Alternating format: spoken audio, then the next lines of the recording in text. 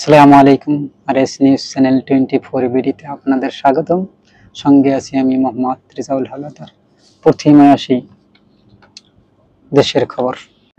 বাংলাদেশের সামরিক শক্তি কতটুকু আমরা আলোচনা করি বিস্তারিত। ভারত ও মিয়ানমারের অভ্যন্তরীণ সহিংসতার সময় গোলা ছোড়া এবং প্রায়ই বাংলাদেশের ভিতরে এসে পড়েছে, যাতে হতাহতের ঘটনা ঘটেছে। বিভিন্ন ধরনের গোলা তারা বাংলাদেশের অভ্যন্তরীণের ভিতরে তারা ছড়ে, এতে বাংলাদেশের অনেক ক্ষয়ক্ষতি হয়।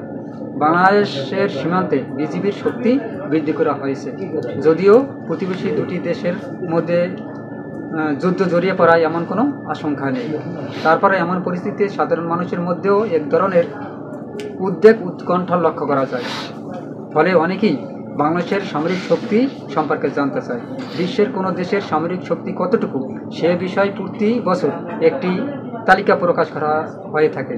সামরিক শক্তির পর্যবেক্ষণ প্রতিষ্ঠান গ্লোবাল ফায়ার পাওয়ার 2024 সালে প্রতিষ্ঠানটি 145টি দেশের সামরিক শক্তির একটি তালিকা প্রকাশ করেছে।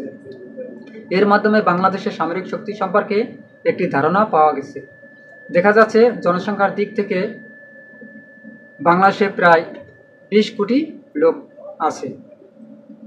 সামরিক শক্তি থেকে বাংলাদেশের সামান্য পিছু থাকলেও গ্লোবাল ফায়ার পাওয়ার ইন্ডেক্স 2024 অনুযায়ী বিশ্বের সামরিক শক্তিতে মিয়ানমারের অবস্থান যেখানে 35, সেখানে বাংলাদেশের অবস্থান মাত্র 35তম, অর্থাৎ মিয়ানমারের চেয়ে সামান্য কিছু পিছিয়ে আছে।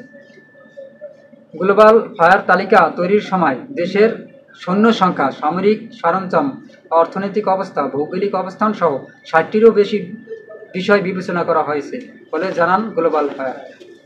চলুন এবার জেনে নেওয়া যাক সামরিক ক্ষেত্রে এ দেশের কার ক্ষমতা কতটুকু।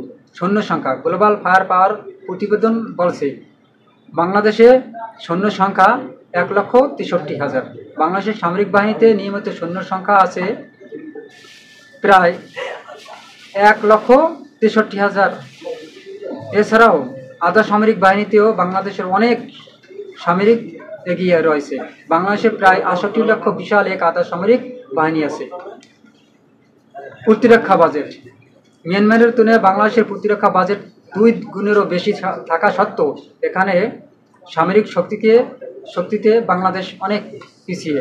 গ্লোবাল ফায়ার পাওয়ার বলেছে বছরে বাংলাদেশের প্রতিরক্ষা খাতে ব্যয় হয় 699 কোটি বা 700 কোটি মার্কিন ডলার। অন্যদিকে মিয়ানমারের বছরে প্রতিরক্ষা বাজেট মাত্র 270 কোটি মার্কিন ডলার।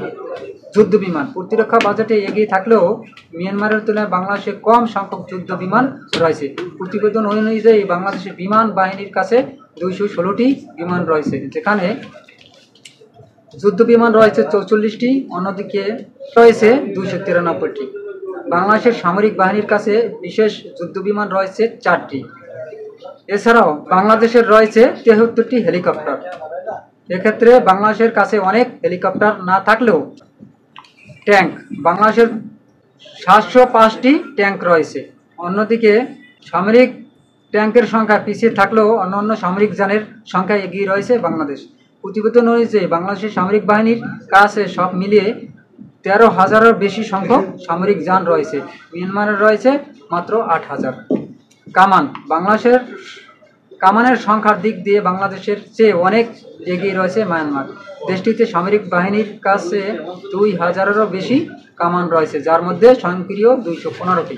অন্যদিকে বাংলাদেশের সামরিক বাহিনীর কাছে মাত্র সব মিলে 464টি কামান রয়েছে, জানিয়েছে গ্লোবাল ফায়ার পাওয়ার, যার মধ্যে 27টি স্বয়ংক্রিয় কামান রয়েছে। এছাড়া মোবাইল রকেট প্রজেক্ট সংখ্যাতেও বাংলাদেশ পিছিয়ে রয়েছে। তবে শেষ খবর পাওয়া মাত্র বাংলাদেশে গ্লোবাল ফায়ার বলছে মিয়ানমারের আছে 568টিরও বেশি প্রজেক্ট রয়েছে এবং বাংলাদেশের রয়েছে মাত্র 71টি প্রজেক্ট রকেট। নৌশক্তি। নৌশক্তিতে বাংলাদেশের মোট 362টি যুদ্ধজাহাজ রয়েছে এবং সব মিলে 3টি ফ্রিগেট যুদ্ধজাহাজ রয়েছে। বাংলাদেশের ফ্রিগেট রয়েছে মাত্র 60টি, মিয়ানমারের রয়েছে 6টি। আজ এ পর্যন্তই। আসসালামু আলাইকুম রহমতুল্লাহি।